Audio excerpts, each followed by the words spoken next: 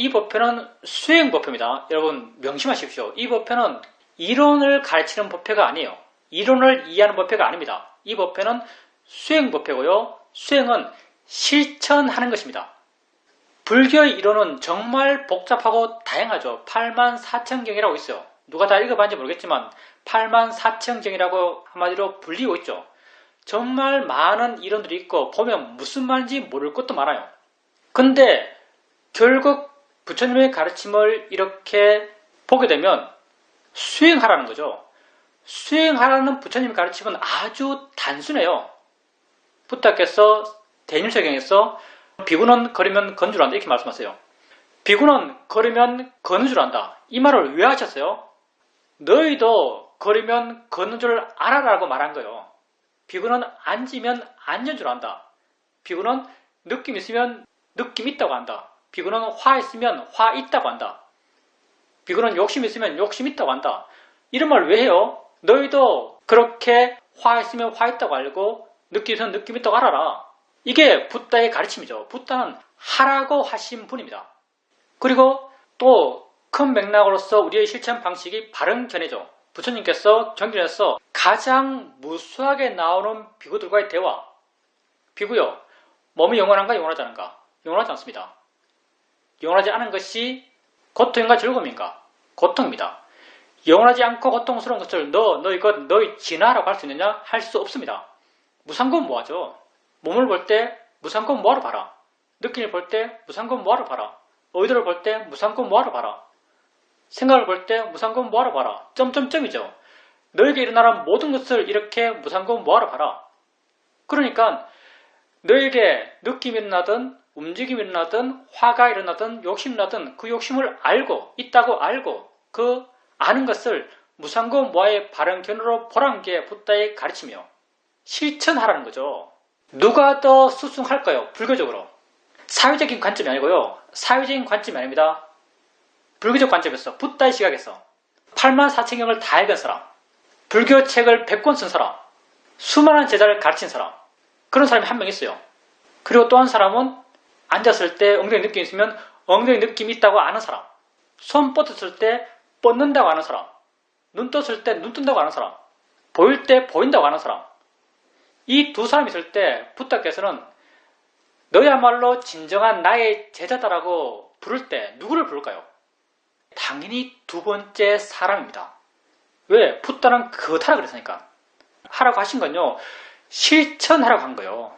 실천은 아주 단순합니다. 복잡한 게 아니에요. 아주 미세하고 섬세하고 어렵고 심오한 게 아니에요. 불교적 실천, 붓다고 하라고 한 것, 이건 아주 단순해요. 알고 바르게 알고죠. 알아차림과 바른 견해요. 이 두 가지예요. 붓다는 오직 이 두 가지를 말씀하셨습니다. 알아차림과 바른 견해.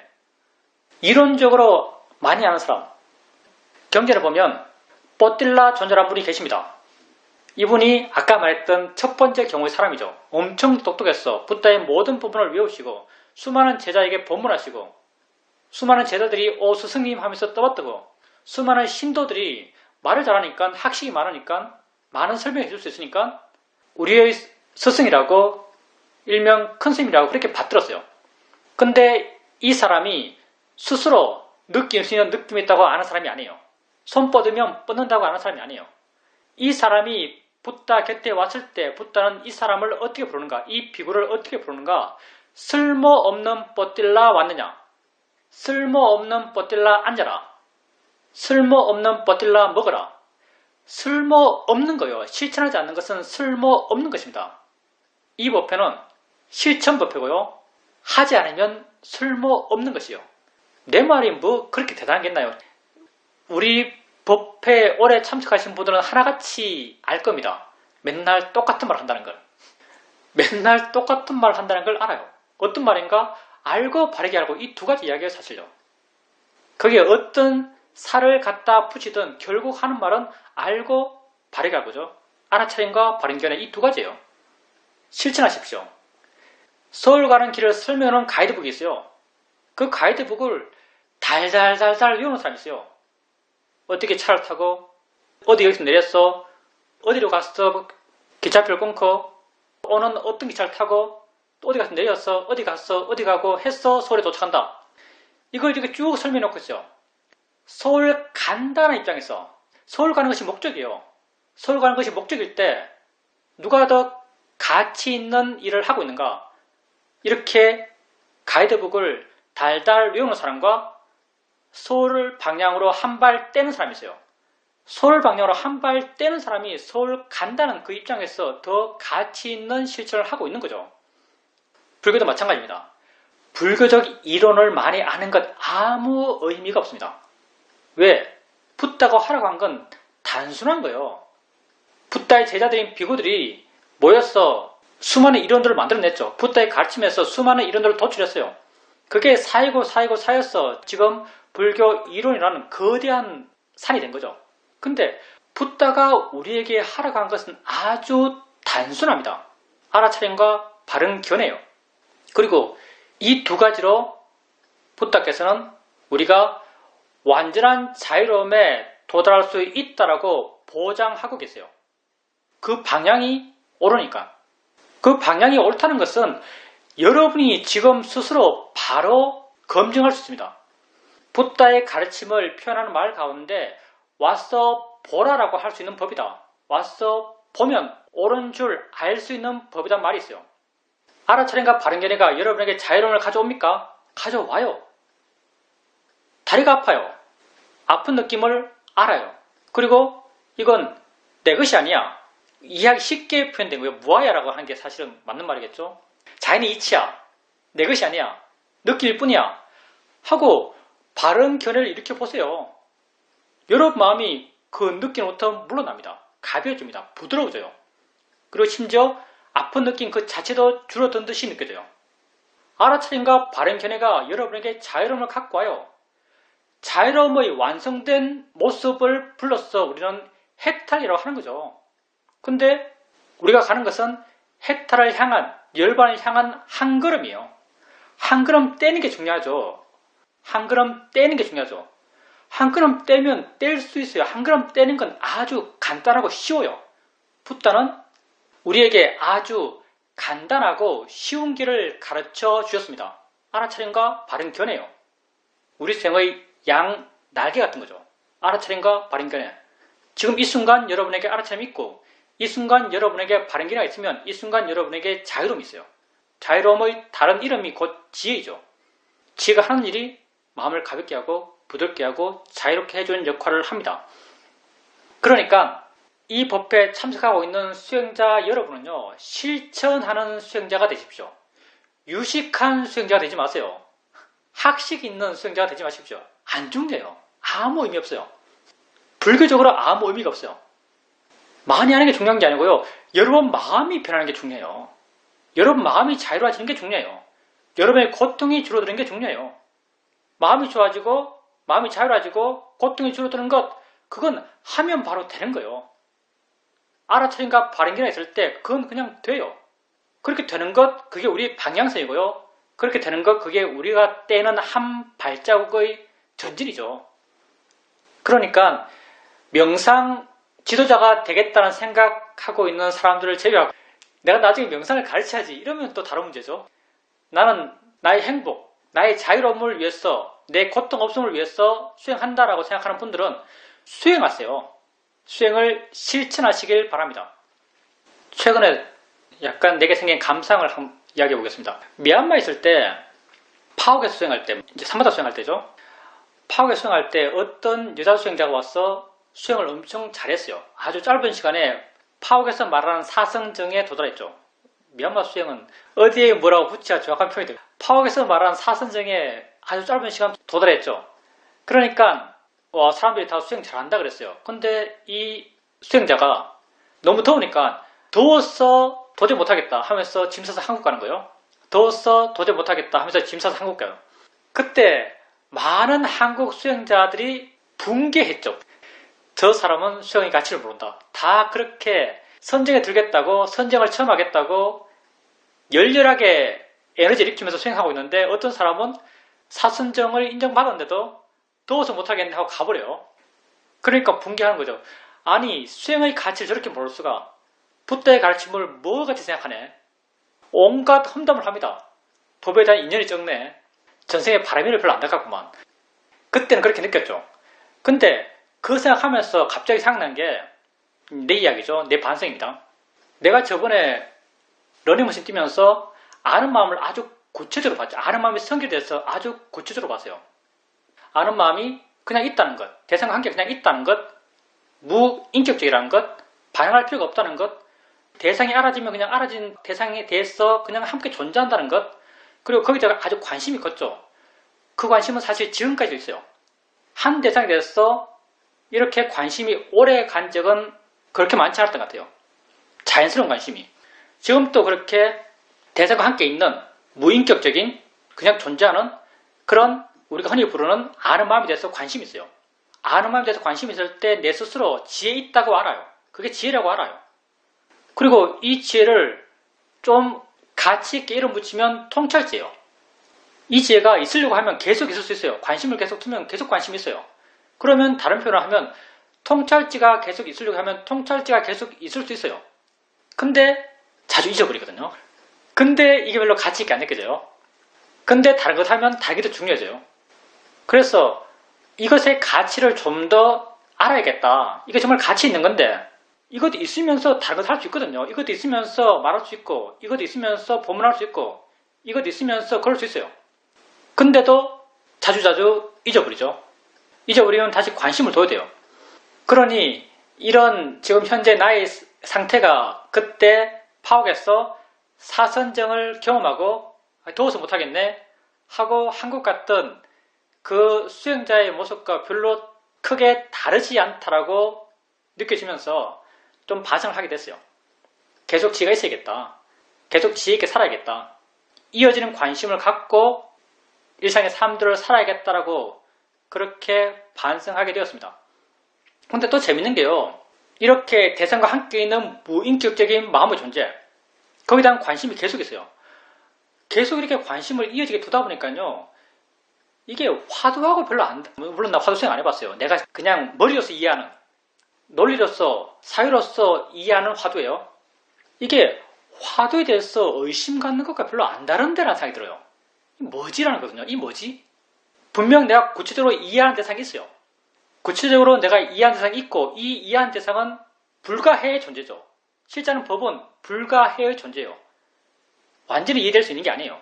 그러니 여기에 대한 관심이 있고 여기에 대한 관심이 계속 이어지고 여기에 대한 관심이 계속 커지는 것, 이게 화두 입장에서 의심이 있고 의심이 이어지고 의심이 커져가는 것과 뭐가 다르지 하면 별로 다른 것 같잖아요. 맨 처음 화두 수행을 만들어냈던 분은 이런 맥락에서 화두 수행이 맨 처음 생겨나지 않았을까라는 생각을 해봅니다. 순전히 나의 상상이죠. 지금은 화두가 너무 관념적이죠. 초창기에는 뭔가 실제 이해하고 이해한 것을 의심하지 않았을까라는 생각도 해봅니다. 뭔가 예를 든다면, 예들 필요인지 모르겠지만 예를 든다면 뭐 이목구라는 화두가 있다면 뭔가 나를 움직이게 하고 생각하게 하고 화내게 하고 뭔가 있어요. 뭔가 있을 때 뭔가 있다고 이해한 사람이 이목구라고 할 경우, 뭔가 있다고 이해한 사람, 이게 사실 우리가 마음을 이해한 것과 다르지 않죠. 뭔가 있는데 이게 뭐지? 라고 의심하는 사람과 요즘은 뭔가 있는 걸 대체로 이해하지 못하죠. 그냥 이 뭔가라는 걸 관념 안에서만 굴려가요. 화두수행하는 분들. 그래서 좀 더 원형에 가까운 화두수행, 좀 더 원형에 가까운 화두수행은 뭔가 있다고 이해하고, 실제는 법이죠. 실제는 법은 안 잡혀요. 안 보여요. 안 느껴져요. 근데 그 존재를 이해해요.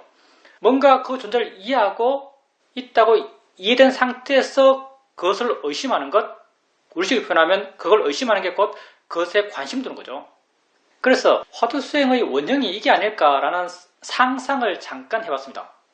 그렇게 지혜가 계속 있을 수 있다면 지혜가 계속 있을 수 있는 방향으로 노력해야겠다는 생각을 하게 됩니다. 질문입니다.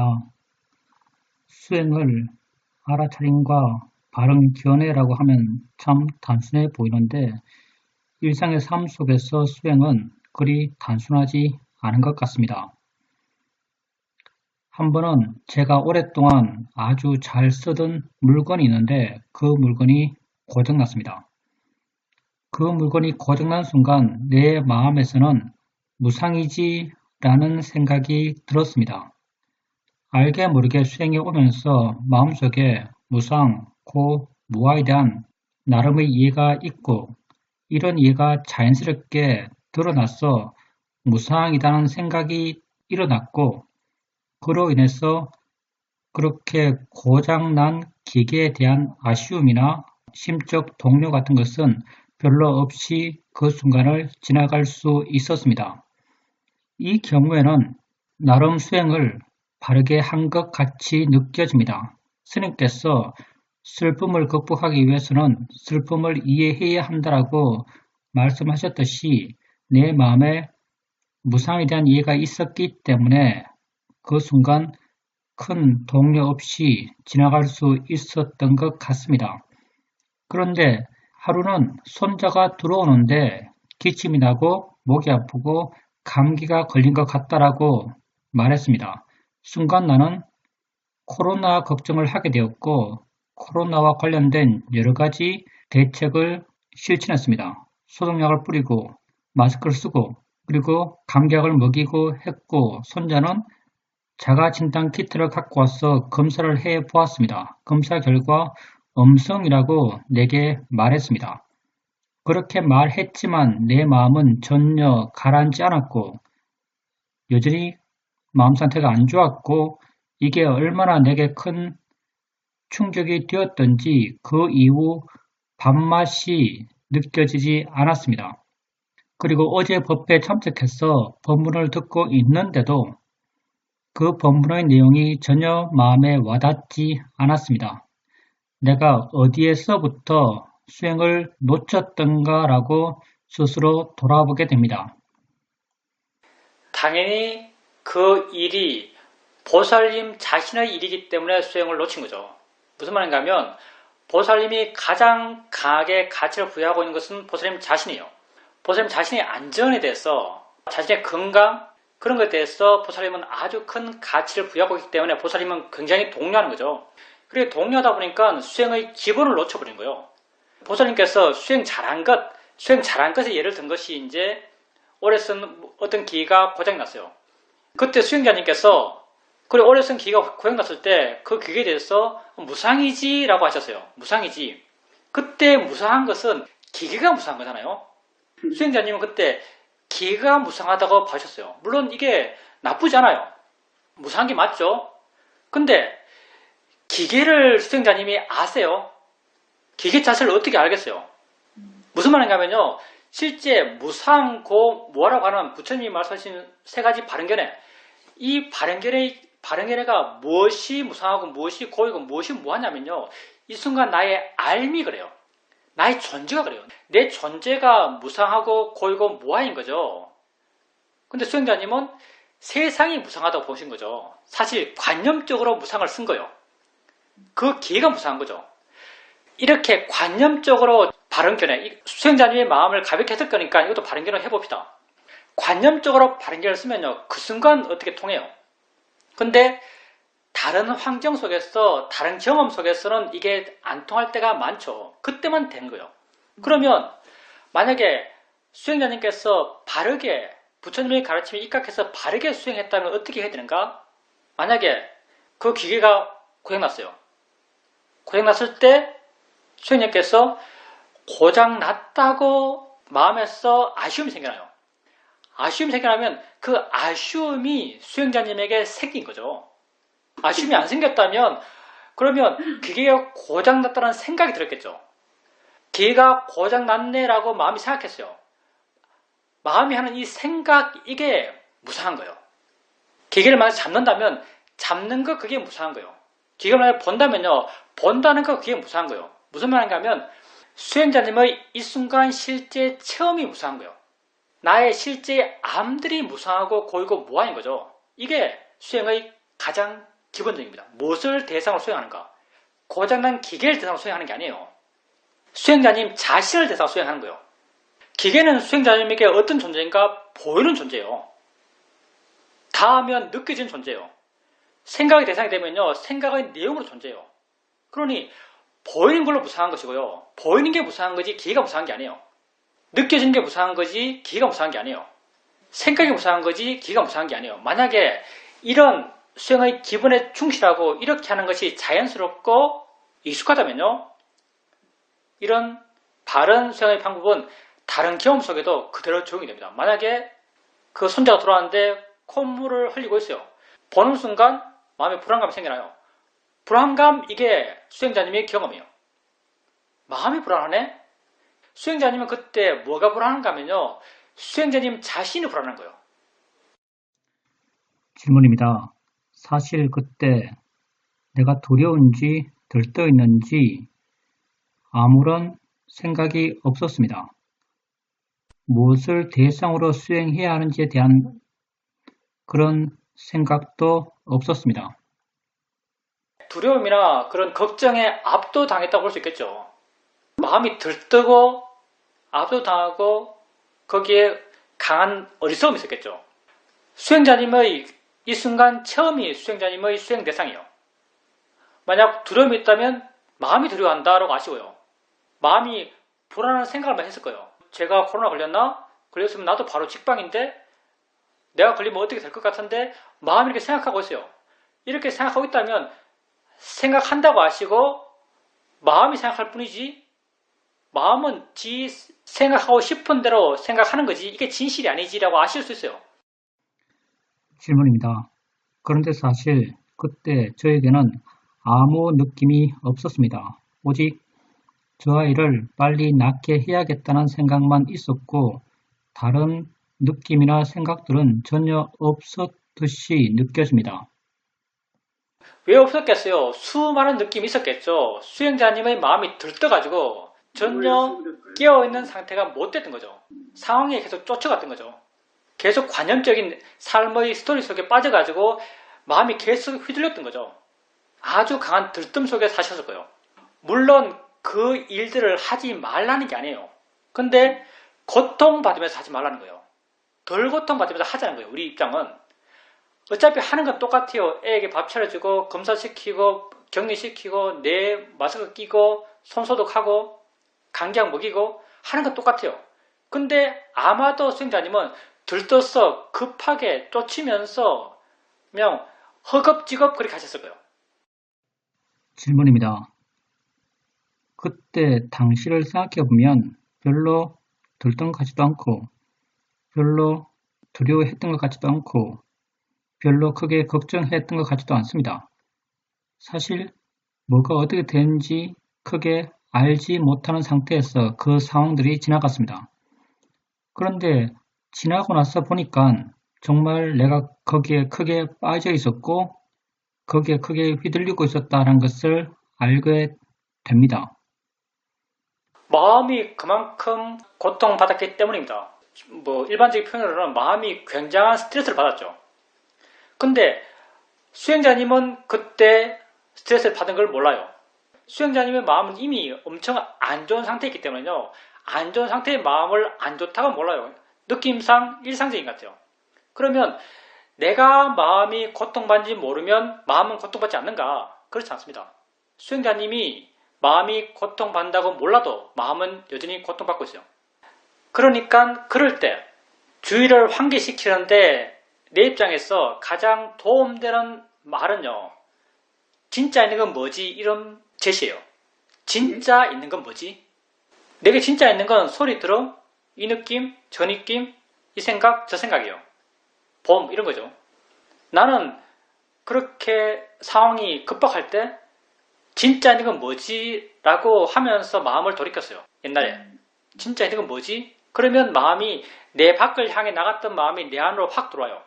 그러면서 내가 수행적으로 봐야 할 것이 뭔지 그리고 그것을 어떻게 봐야 할지에 대한 방향이 명확해집니다. 상황에 관념적인 삶의 스토리에 아주 강하게 빠졌기 때문에 자기를 잃어버린 거예요. 그런 경우에 불안감이 당연히 있었겠죠. 불안감이 또 불안한 생각을 했을 거고요. 불안한 생각을 하면서도 수행자님은 불안해한다라고 몰랐을 거예요. 왜냐하면 그만큼 모하가 강해서 그래요. 모든 걸 가리는 게 모하거든요. 다음에는 과거니까요. 과거는 그랬어요. 과거는 별로 안 중요합니다. 우리에게 없는 시간이에요. 지금 이 순간 시작하면 돼요. 지금 이 순간 밥맛이 없으면요. 밥 먹기 싫어하네, 마음이 밥 먹기 싫어하네라고 아시면 돼요. 밥맛이 없는 것 안 중요해요. 화날 수도 있어요. 밥맛이 없을 수도 있어요. 잠이 안 올 수도 있어요. 뭐가 되었든 이 순간 알아진 것을 알고 그걸 대상으로 바른 견해를 일으켜주면 됩니다. 마음이 밥 먹기 싫어하네? 불안하면 마음이 불안해하네? 느낌 있네? 소리 있네? 대상이지? 자연이시지? 이렇게 자기에게 수행의 바른 길을 제시해주면서 조금씩 수행해 나가시면 돼요. 그러면 또 마음이 좋아져 갑니다. 쉽게 좋아져요. 질문입니다. 가치 있다라고 믿고 있는 일을 하게 되면 마음이 좋아진다는 것을 조금씩 실천적으로 알아가고 있습니다.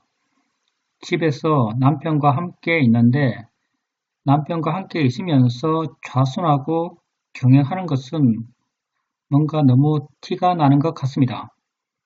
각자 자기 할 일을 한다라는 마음도 있고 서로 조화롭게 살아야 한다는 마음도 있습니다. 그때 상황 맞춰서 하고 있습니다. 그런데 한 번은 집에서 경영을 하고 있는데 경영할 때의 마음이 아주 좋았습니다. 당연히 상황에 맞춰야죠. 나는 수행하는 사람이야라고 하면서 수행에 대해서 부여하고 있는 가치가 나와 다른 사람과 함께 살면서 그렇게 온통 수행만 해나가는 모습을 보여주면요. 그분이 아마 굉장히 소외감을 느낄 겁니다. 그러니까 적당하게 하셔야 돼요. 세상을 적당하게 사셔야 됩니다. 할 땐 하고 안 할 땐 안 하고 내가 옳다고 하더라도 그것만을 해나가게 되면요. 주위의 환경들이 어그러질 겁니다. 주위 환경, 다른 사람의 입장도 충분히 고려하면서 하셔야 되고요. 우리가 하는 이 수행은 충분히 그럴 수 있어요. 왜냐하면 자세가 안 중요하기 때문에. 물론 좌선을 하는 것이 수행에 아주 도움되는 자세인 건 분명해요. 왜냐하면 좌선을 하게 되면 좀 더 마음의 힘이 좋아지는 것 같아요. 좀 더 분명히 알 수 있는 것 같아요. 그렇지만 꼭 좌선을 해야만 알 수 있는 건 아니거든요. 일상의 또 활동 속에서도 수행을 해나갈 수 있습니다. 그리고 수행자님 말씀하셨듯이 내가 가치 있다고 알고 있는 내지는 가치 있다고 믿고 있는 일을 하면요. 마음이 좋아져요. 우리가 수행을 하면 할수록 점점 수행에 능숙해져 가고요. 수행을 하면 할수록 알아차림하는 것이 자연스러워져 가요. 알아차림의 가속도, 이어짐이 쉬워져 가죠. 그냥 관심만 내게 두게 되면, 마음만 나를 향하게 되면 알아차림은 저절로 있게 돼요. 그리고 나는 알아차림을 하는 것이 가치 있다고 믿고 있고 그렇게 알고 있어요. 그러면 우리가 우리의 마음이 좋아질 수 있는 활동을요. 계속할 수 있는 거예요. 계속 알아차림 있게 살 수 있죠. 시험이 있을 때는 이 수행법에서는 알아차림의 이어짐, 알아차림의 가속도를 아주 별것 아닌 것처럼 이야기하지만 시험인에서 수행할 때는요. 알아차림의 가속도 있으면 굉장히 대단한 건 줄 알았습니다. 정말 시험인에서는 알아차림의 가속도 그러면 굉장히 수준 높은 수행의 수준인 줄 알았어요. 근데 여러분도 오래 수행하신 분들은 아시겠지만 알아차림의 가속도 아무것도 아니죠. 그냥 마음만 내게 두고 있으면 알아차림이 있어요. 근데 그게 옳고 바르고 해야 한다고 내가 알아요. 그러면 그렇다면 마음이 좋아져요. 그렇다면 마음이 좋아질 수 있는 그런 활동, 실천을 항상 할 수 있는 거예요. 알아차림의 가속도가 있는 사람이라면 마음이 좋아질 수 있는 활동을 항상 할 수 있어요. 그리고 다른 걸 하면서도 할 수 있어요. 그럼 이걸 어떻게 안 하겠어요? 마음이 좋아질 수 있는데 여러분은 마음이잖아요.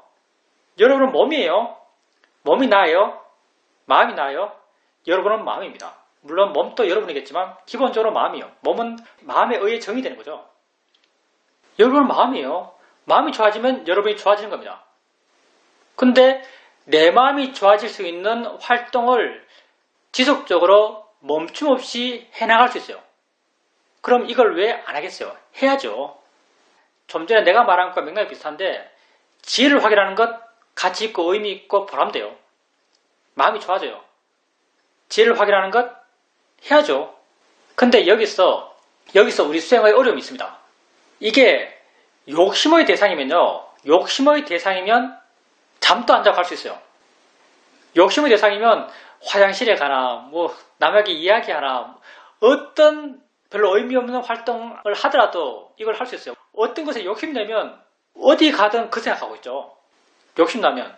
마음의 에너지가 그리 향하면 어디 가도 그걸 하고 있어요. 수행의 실천들이 욕심의 대상이면 정말 이렇게 할 수 있을 거예요. 근데 수행의 목적이 욕심과 화를 줄이는 거죠. 그러다 보니까 수행의 과정에서의 나의 수행 성취를 표현한다면 수행 과정에서의 나의 수행의 성취가 욕심의 대상이 안 돼요.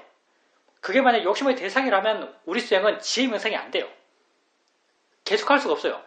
그래서 알아차림을 계속하는 게 좋다라고 수행자님은 어느 순간 느꼈을 거예요. 근데 항상 그렇게 느끼지 못해요. 마음은 좋지만 마음이 좋죠. 마음이 좋은데 마음이 계속 좋으면 좋다고 느껴지는가? 마음이 계속 좋으면요. 좋다고 느껴지지 않아요. 마음이 계속 좋으면 그 좋은 마음은 그냥 그런 마음이에요. 그래서 어느 순간 알아차림 하면서 마음이 이렇게 변화 있게 좋아졌을 때 알아차림 하니까 마음이 좋아졌다고 내가 느껴요. 근데 계속 알아차림하고 계속 어느 수준의 좋은 마음이 유지될 때 계속 알아차림하는 것, 계속 어느 수준의 좋은 마음이 유지되는 것, 이게 별로 좋다고 느껴지지 않습니다. 우리에게 좋음이라고 하는 건요, 변화를 통해서만 느껴져요. 좋음이 이어지면 그건 좋은 게 아니에요. 지혜 명상으로서 체험되는 마음의 상태가 우리의 욕심의 대상이 안 돼요. 그래서 내가 실제 내게 좋다고 판단되지 않는 그 상태를, 그 실천을 어떻게 계속 해나갈 수 있을까? 어떻게 계속 해나갈 수 있을까라고 생각해보면 나는 느끼기에 그렇게 한다는 것의 의미가 마음에 와닿았을 때, 그렇게 된 상태가 중요한 게 아니고요.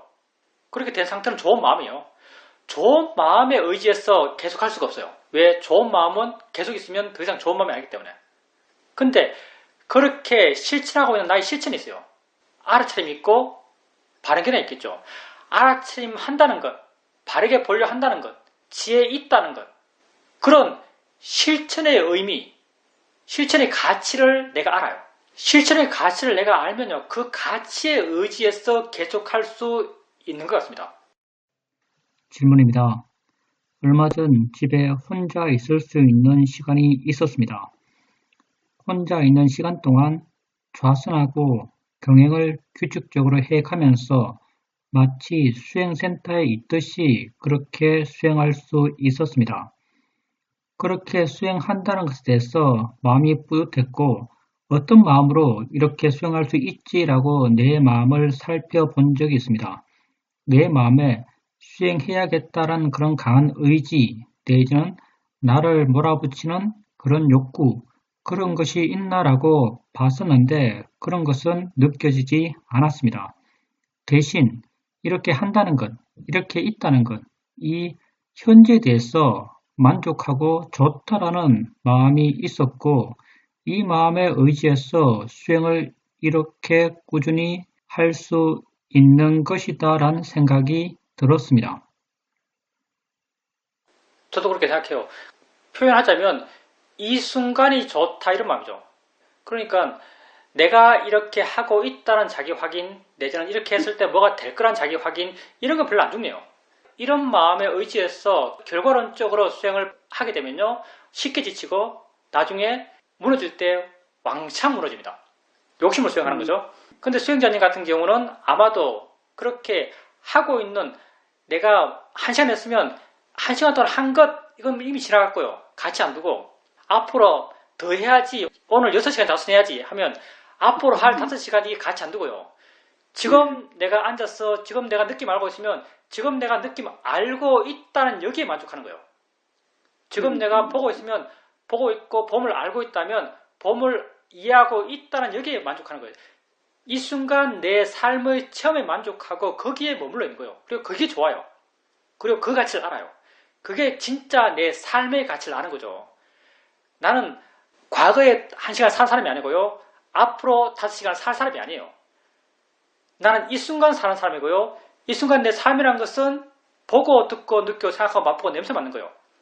그러면 내가 나에 대해서 믿는 것 뭐겠어요? 봄의 가치를 이해하고 들음의 가치를 이해하고 들음을 알았지만 한다는 것의 가치를 이해하고 그렇게 하는 것, 그게 내가 나의 가치를 아는 것이고요. 내가 나에게 의지하는 것이고 그게 자등명이죠. 그냥 그 순간 진정한 나 자신에게 의지해서 머물러 있는 거죠. 그리고 그걸 통해서 마음이 만족해요. 만족하는 것, 이게 행복감이죠. 행복하다면 고통이 약한 거죠. 그렇게 그 순간순간이 좋은 거죠. 내가 1시간 했으니까 수행 많이 했네. 앞으로 5시간 할 거니까 수행 많이 하겠네. 여기에 가치를 두지 않아요. 이 순간에 충실할 뿐이죠. 우리의 모든 고통과 모든 행복은요, 이 순간에 있습니다.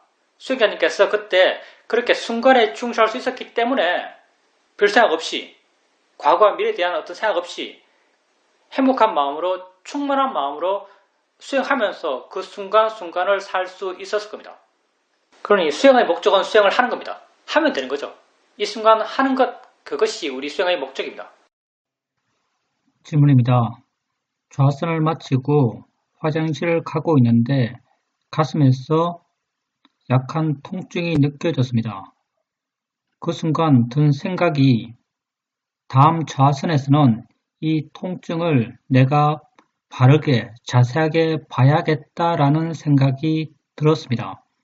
그 순간 나는 내가 수행한다라고 생각하고 있구나라는 것을 알게 되었습니다.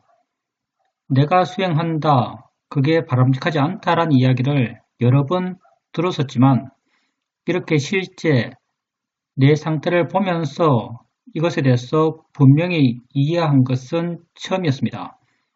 내가 한다, 나의 수행이다, 이런 것이 내 마음에 뿌리 깊이 박혀 있다는 것을 발견했습니다. 또 한 번은 좌선을 하고 있는데 뭔가 시작할 때 마음이 뿌옇고 불만족스럽고 수행이 잘 안 됐다라고 생각되었습니다. 그런데 어느 순간 이 뿌였던 것이 확 거치면서 마음이 아주 선명해지고 분명해지고 대상도 분명해지고 그렇게 하고 있는 마음의 작용도 분명해지는 그런 체험을 한 적이 있습니다. 내가 하는 거라고 알았어요. 안다는 건 지혜고요. 안다는 건 좋은 거죠. 아마 그 수행자님 좌선 상태가 상당히 좋았겠죠. 좋았기 때문에 걸어가면서도 수행 상태가 떠올렸을 거고 가슴 느낌이 생겼을 거고 가슴 느낌이 돼서 다음에 좌선할 때 이걸 제대로 봐야겠다. 이건 사실 바른 생각이 아니고요. 걸어가면서 그때 알아주면 그때 바르게 보면 돼요. 좌선 때 있었던 체험을 생각한 거예요. 이제 그렇게 생각한 걸 통해서 수행을 내가 한다고 생각하는 거라고 이렇게 아신 거죠. 사실은 우리 대부분이요. 내가 수행한다고 생각하며 수행합니다. 그게 크든 약하든. 그리고 수행이 점점 자연스러워지면서 내가 한다는 생각들이 약해져 가요. 그리고 수행하는 마음이 더 힘이 좋아지고 오력의 균형이 맞고 오력이 서로 원인 조건이 되면서 스스로의 힘으로 굴러갈 때 이게 오력의 균형이 맞다. 법이 수행하는 단계죠. 이때가 되어야만 내가 수행한다는 생각이 없어요. 이때는 정말 나라고 하는 게 제로죠. 이렇게 법이 수행하는 상태가 아니라면요. 알게 모르게 크든 작든 나란 게 존재해요. 내가 수행한다는 생각이 있습니다. 그러니까 우선 내가 수행한다고 발견하신 것 그건 좋아요. 그게 만약 지혜라면요. 내가 수행하네라고 알았을 때 마음이 굉장히 놓였을 거예요. 마음이 가벼워졌을 거예요. 수행하는 데 있어서 이렇게 마음이 가벼워졌다면요. 그건 분명히 지혜예요. 근데 그러면 내가 수행하는 것 안 해야지 나라는 생각이 없어야지 하면서 수행할 필요 없어요. 수행을 바르게 하게 되면요. 저절로 줄어드는 거지 나란 게 없어야지라고 하는 이 마음이 나예요. 누가 나를 없애겠어요? 내가 나를 없애는 거예요. 내가 없애야 돼 하는 마음도 강력한 나입니다. 그러니 내가 없이 수행해야겠다고 생각할 필요는 전혀 없어요. 수행만 바르게 하면요. 점점 수행이 자연스러워지고 부드러워지고 스스로 이어가면서 나란 게 저절로 줄어들어요. 알아진 게 저절로 알아지면서 나란 게 저절로 줄어듭니다. 나란 것은 저절로 줄어드는 거지 내가 줄일 수 있는 게 아니에요. 아마도 수행자님이 수행을 요즘 열심히 하신 것 같아요. 수행을 꾸준히 하고 기본적으로 마음의 힘이 좀 좋아진 사람들은요. 그런 경험을 자주 합니다. 좌선하는데 앉았어요. 앉아있는데 앉아있으면 처음에는 멍해요. 띵해요. 멍하고 띵해요. 그러면서 수행이 안 된다라고 느껴집니다. 그러다가 그래도 뭐 해왔던 수행이니까 좌선 상태를 그대로 유지하면서 좌선을 해요.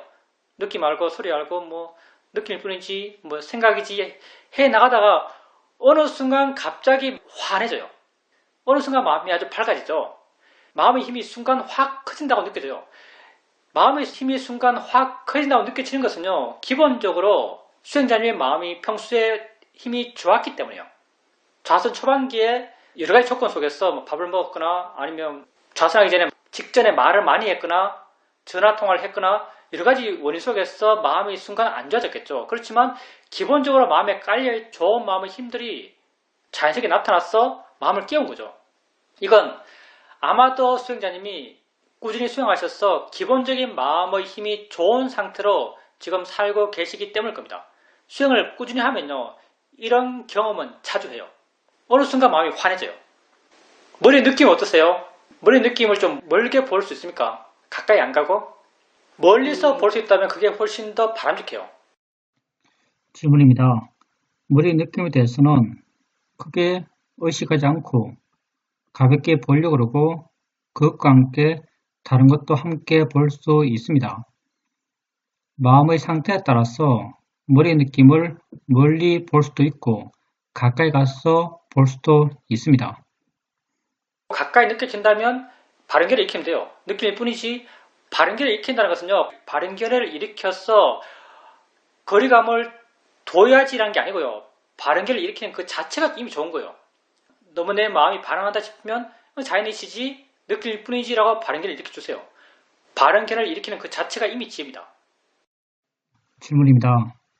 바른견해를 일으킬 때 어떤 마음으로 일으키는지도 가끔 보입니다. 그때 보면 항상 그 대상을 없애고 싶어하는 마음에서 바른견해를 일으킵니다. 약하든 작든 그런 마음이 있다는 것을 알 수 있습니다. 이전에 비해서 바른견해가 작용하는 것을 더 많이 경험하는 것 같습니다. 대상으로부터 가벼워지고 마음이 부드러워집니다. 없애고 싶어하는 마음이 있는 것도 자연스러워요. 당연히 머리 느낌이 수행자님에게 안 좋은 것이라고 느껴지니까요. 없애고 싶은 마음이 있는 게 당연해요. 근데 수행자님이 수행하는 마음, 의도적으로 관심 두는 방향은요, 바른견의 방향으로 이해하고자 하는 마음이에요. 자연의 이치로 이해하고자 하는 방향으로 보시고요. 대상이라고 이해하는 방향으로 보시고요. 느낄 뿐이지라고 이해하는 방향으로 보세요. 수행자님은 그냥 이해하는 방향으로 보려고 할 뿐이고요. 다른 한쪽에 있는 화의 마음은 없애고 싶어하는 마음으로 그걸 볼 거예요. 그건 내버려 두세요. 마음의 조건이 그러하니까 지가 하는 거예요. 수행자님은 단지 바른견의 방향으로 이해하려고 하시면서 그렇게 바른견해를 일으켜 주시면 됩니다. 질문입니다. 인터뷰를 하는 것 그리고 인터뷰를 듣는 것이 아주 좋습니다. 다른 수행자분들이 하는 이야기들이 다 나 자신을 이해하는 데 도움이 됩니다. 이전에는 나와 내가 같다라고 이렇게 생각했을 때 그것은 다른 사람들이 내 알의 대상이었기 때문입니다. 알아지는 것, 보여지는 것, 그런 것이었기 때문에 나와 남이 같다라고 생각했었습니다. 그런데 요즘은 다른 사람의 마음의 작용 또한 나의 마음의 작용과 꼭 같다라고 이해되니까 그런 것이 많이 보이니까 다른 사람들의 인터뷰나 스님의 말씀이 더 내 마음에 와 닿고 내가 나 자신을 이해하는데 더 큰 도움이 됩니다. 예, 아주 좋네요. 근본적으로 수행자님이 알 수 있는 것은 수행자님 자신뿐이에요. 다른 사람이 그럴 거라는 것은 수행자님의 짐작이죠. 근데 내가 나의 마음을, 나의 화를, 나의 욕심을 분명히 이해한다면 다른 사람의 마음, 다른 사람의 욕심, 다른 사람의 화도 분명히 이해할 수 있습니다. 원리가 다 똑같거든요. 내 안에서도 우리가 수행할 때 우리에게 일어나는 수많은 마음과 수많은 법들, 그것을 다 하나하나 알려고 하지 않아요. 우리가 가장 법답게 알 수 있는 대상, 우리는 그걸 아는 마음이라고 생각하면서 아는 마음을 주된 대상 삼아 수행하죠. 아는 마음, 대상을 안다는 것, 이것 하나를 알아가요, 우리는. 이것 하나를 바르게 알아가고 깊이 알아가다 보면요, 다른 마음들, 화, 욕심, 어리석음, 의도, 이런 것들, 이런 모든 마음에 대한 이해가 저절로 생겨나죠. 원리가 다 똑같기 때문에. 우리 안에서도 우리는 수행을 이렇게 해요. 그렇다면 우리가 우리 자신의 존재, 마음의 작용, 그런 것들, 그런 것에 대해서 깊이 이해한다면요, 다른 사람에 대해서도 그렇게 이해할 수 있습니다. 저 사람이 화낸다고 하면요, 나도 그 사람에게 화가 나요. 근데 마음이 저렇게 하지라고 정말 여러분이 이해한다면요, 화가 안 납니다. 사실 이건 나도 별로 해본 적이 없어요. 이걸 시도 잘 안 되더라고요. 막 화내고 있으면 같이 화나죠. 그때 정말 내게서 화가 일어났을 때 내가 보는 방식이 있어요. 마음이 화내네? 라고 하면요, 이해한 게 있기 때문에 쉽게 그 화가 객관화되면서 화의 에너지가 뚝 떨어져요. 방식이 똑같죠? 다른 사람이 화내고 있어요. 그러면 그 사람이 화내는 것이 아니고 그의 마음이 저렇게 하네? 마음이 저렇게 하라고 이해된다면요, 여러분은 그 사람에게 화가 안 납니다. 마음이 그렇게 하니까. 이건 경전에도 그렇게 나와요. 대인적경에 보면요, 비구는 안으로 느낌을 단지 느낌으로 관찰에 머물며 밖으로 느낌을 단지 느낌으로 관찰에 머물고 또 안과 밖으로 느낌을 단지 느낌으로 관찰에 머문다라고 대인적경에 나오죠. 대인적경에서 알아듣지 하는 건요, 다 암, 밖, 안과 밖이에요.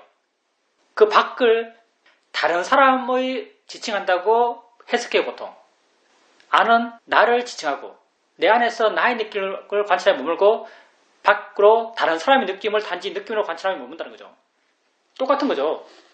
이렇게 만약 이해된다면 타인에게 화내지 않을 수 있습니다. 타인에게 반응하지 않을 수 있어요. 그 사람도 그 사람이 아니고요, 느낌의 존재고 범의 존재고 화의 존재고 욕심의 존재고 알의 존재예요. 그가 아니에요. 우리는 그라고 하면서 인격체로서 그 사람을 판단하고 반응하니까 화가 나는 거예요.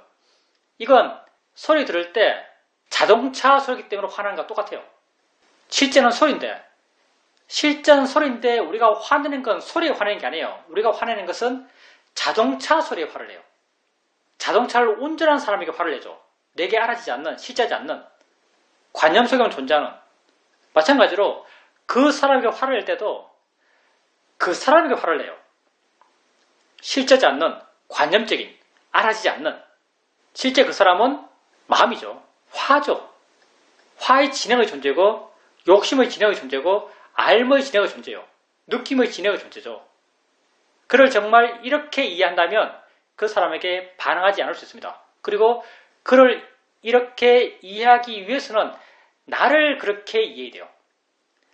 나를 그렇게 깊이 완전히 이해한다면 그도 그렇게 이해할 수 있습니다. 여러분이 여러분 자신을 이해하는 게 이 방식이죠. 느낌이 있으면 느낌이 따라요. 왜? 느낌의 진행, 이게 나니까. 소리 있으면 소리 있다고 알아요. 왜? 소리의 진행, 들음의 진행, 이게 나의 존재니까. 생각 있으면 생각 있다고 알아요. 생각의 진행, 이게 나의 존재니까. 여러분은 자신의 존재를 느낌 있는 존재, 듣는 존재, 보는 존재, 생각하는 존재, 이렇게 여러분 자신을 알아가요. 나로서 여러분을 알아가지 않아요. 그리고 여러분 자신을 이렇게 이해하고 알아갔을 때 다른 사람에 대해서도 이렇게 알아갈 수 있고, 여러분 자신을 이렇게 알아갔을 때 여러분이 여러분 자신에 대해서 반응하지 않았듯이 화 있어도 화로부터 자유로울 수 있고, 욕심 있어도 욕심으로부터 자유로울 수 있고, 아픔이 있어도 아픔으로부터 자유로울 수 있었듯이 다른 사람에 대해서도 다른 사람을 이렇게 진행의 존재로서 알아갈 수 있다면 다른 사람에 대해서도 여러분은 반응하지 않을 수도 있습니다. 이렇게 이해할 수 있다면 굉장히 훌륭하고 굉장히 지혜가 깊은 거죠. 왜냐하면 자기에 대한 깊은 이해를 전제로 가능한 것이기 때문입니다. 사실 나도 이렇게 보려는 노력은 잘 안 하죠. 옛날에 이런 이야기를 이론적으로 들어서 시도는 해봤어요. 너한테 막 화를 내고 있으면 마음이 화내는 거야? 마음이 화내는 거야? 잘 안 되더라고요. 그 사람이 화낸다는 마음이 워낙 강했어. 그 믿음이 워낙 강했어. 마음이 화내는 거야? 라고 하면 와닿지 않습니다. 잘 와닿지 않아요. 이건 그 원인은 나의 화에 대한 이해가 약하기 때문입니다. 우리 지혜는 언제나 약하죠. 근데 보살님처럼 그렇게 다른 사람의 화를 마음이 화내네 라고 이해할 수 있다면 아주 좋죠. 수행자님 자신의 화에 대한 이해가 깊기 때문이에요. 그리고 다른 사람의 인터뷰 내용들이 수행자님에게 도움되는 이유는 당연해요. 마음이 다 같기 때문에. 여러분 마음은 다 똑같아요. 여기 40명 있는데요. 같은 말을 듣고 어떻게 같이 수행할 수 있겠어요? 마음이 다 똑같기 때문에 그렇습니다. 여러분 마음은 다 똑같이 반응해요. 정도의 차이가 있을 뿐이죠. 지혜의 정도의 차이가 있을 뿐이죠. 여러분 마음은 다 닿으면 느껴요. 다 눈 뜨면 봐요. 다 여러분 마음에 고정된 시각과 다른 뭘 보면 화가 나요. 날 욕하는 소리를 들으면 짜증나요. 보기 싫은 사람 보면 피하고 싶어요. 내 약점들, 결점들을 드러내고 싶지 않아요. 내 약점을 상대방이 지적하면요, 발끈해요. 여러분 마음은 다 똑같아요. 똑같이 반응하고 있어요. 그 패턴이 다 똑같아요. 그 마음의 성질이 다 똑같아요. 다 똑같기 때문에 우리가 똑같이 함께 수행 이야기를 할 수 있습니다. 그러니까 내가 나에 대해서 이해를 더 깊이 하면 깊이 할수록 다른 사람의 이야기로부터 내가 배울 것도 더 많아져요. 다른 사람의 마음의 작용에 대해서 관심 갖고 알아보십시오. 그렇게 다른 사람에 대해서도 그런 방향으로 보려고 하는 마음 그 자체가 이미 지혜 있는 마음입니다. 질문입니다. 직장 생활 속에서 저는 가급적 말을 하지 않고 제 주장을 하지 않는 편이고 남에게 맞춰주려고 하고 있습니다. 그렇게 자꾸 해 나가다 보니까 너무나 순종적이 되고 내 의견을 피력하지 못하고 오직 참는 것만 하고 있다는 것을 알게 됩니다. 그리고 이렇게 하는 것이 힘듭니다. 그래서 이제는 내 마음에 화가 없다면 말할 것은 말을 해야겠다라고 생각하고 있습니다. 한 번은 직장 상사와 이야기를 하고 있는데 그분은 아주 깐깐한 사람이었습니다. 너무 무리한 요구를 해서 마음이 떨리고 화가 나고 당황스러웠습니다. 아주 화가 많이 났지만 적당히 대충 상사에게 맞춰주면서 그 상황을 벗어났습니다. 그런데 집에 돌아와서도 그리고 주말에도 계속 그 생각이 나면서 화가 났습니다. 물론 그 화를 대상으로 수행했습니다. 화가 마음이란 것, 대상이란 것, 자연의 이치란 것, 그렇게 바른 견해를 일으키면서 수행을 했지만은 화가 계속 일어나는 것을 알 수 있었습니다. 이렇게 직장에서 화가 날 때 이 화에 대해서 어떻게 대처하는 것이 가장 바람직할까요? 우선 스트레스, 고통이죠. 어떨 때 가장 고통스러운가? 수행자님 같은 경우 두 케이스죠. 상사가 부당한 말을 해요. 듣고 그냥 부드럽게 넘어가요. 상사 위주로 말하면서 부드럽게 넘어가고 나중에 마음이 화가 나요. 아니다고 생각하지만 그렇게 행동했기 때문에 화가 나죠. 그리고 또 한 케이스는 상사가 부당한 요구를 해요. 화가 났어요. 화가 난 상태에서 화의 말을 했어요. 화의 반응을 했어요. 이 두 케이스가 있겠죠. 이 두 케이스 가운데 뭐가 더 큰 고통의 결과를 가져올까요? 경전에서는 말을 하는 경우가 더 마음에 큰 자학이 됩니다. 수행자님께서 상사에 대해서 좋게 끝을 냈어요. 좋게 끝을 냈지만 마음에 불만족이 있어요. 그리고 주말에 상사 안 볼 때 계속 상사 생각하면서 상사 욕하면서 뭐 이렇게 보냈을 거예요. 뭐 당연하죠. 중생이니까요. 그렇게 상사에 대해서 부정적으로 생각하면서 마음에 화를 삭히면서 그렇게 보냈겠지만 만약에 그때 상사에 대해서 수행자님께서 화로서 어떤 반응을 하고 자기가 생각하는 옳다는 어떤 것을 화로서 표현하면서 상사와 그런 어떤 약간의 말다툼 그런 걸 했다면요 훨씬 더 강한 충격이 됐을 겁니다. 그리고 훨씬 더 수행자님 마음을 안전하게 했을 거예요. 훨씬 더 강력하게 그 생각을 해나갔을 겁니다. 이게 업을 나누는 구분이에요. 업이라는 게 어떤 의도 갖고 행위를 하고 의도 갖고 하는 행위는 우리에게 업이 돼요. 업의 강력함은 세 가지로 구분해서 말을 해요. 처음에는 드러나지 않고 그냥 가능성으로 존재하는 업. 빨리 모르겠어요. 가능성만 존재하는 내가 화를 내지 않았지만 화의 가능성은 내 안에 있어요. 이런 업. 이 하나의 업이 있고 또 하나는 마음이 화가 났지만 화를 표현하지 않았을 때의 업. 마음에도 화가 나고 화를 표현했을 때의 업. 이 세 가지로 업의 크기를 나눠요. 이 세 가지 가운데 가장 강렬한 업은요. 마음도 그러하고 행위도 그러할 때 가장 강렬한 업이 돼요. 가장 강렬한 업이라는 게 번뇌의 업이라면 이건 가장 강렬한 고통이에요. 우선 이걸 아셔야 되고요. 화의 마음일 때 화의 행위를 하는 것, 이게 사실은 더 큰 고통을 준다는 것, 이걸 우선 아셔야 되고요. 근데 또 수행자님께서 사회생활도 하셔야죠. 사회생활에서 무조건 받아들이고 무조건 이야기 듣고 무조건 따르고 하는 것도 더 큰 고통을 가져올 수 있는 환경을 만들 수 있습니다. 내 주장을 해야죠. 내 권리를 찾아야 돼요. 그래서 내 주장을 하고 내 권리를 찾기 위해서 말하고 반응도 해야죠. 근데 이렇게 말하고 반응할 때 화가 없이 한다면 가장 좋고요. 화가 없이 한다면 가장 좋은데 사실 이건 쉽지가 않을 거예요. 왜냐하면 상대의 의사에 반하는 것이기 때문에 우리가 내 주장하는 것은 항상 좀 그렇죠. 상대가 바라는 것과 다른 걸 이야기할 때가 많죠. 상대가 바라는 것과 다른 걸 이야기할 때가 많아요. 그러니까 상대가 바라는 것과 다른 걸 이야기할 때 우리는 긴장해요. 긴장이 곧 화죠. 이렇게 내 주장을 하기 위해서 내 권리를 찾기 위해서 화의 상태로 이야기하는 것은 우리에게 어느 정도 어쩔 수가 없어요. 단지 화를 제어한 상태에서 쉽지는 않겠지만 사회생활이라는 게 복잡하니까요. 쉽지는 않을 것 같아요. 근데 한 템포 쉬고 바로바로 나오는 건요 굉장히 위험해요. 그러니까 내 마음이 그래서 즉흥적으로 바로 반응하는 것 이건 굉장히 위험하고요.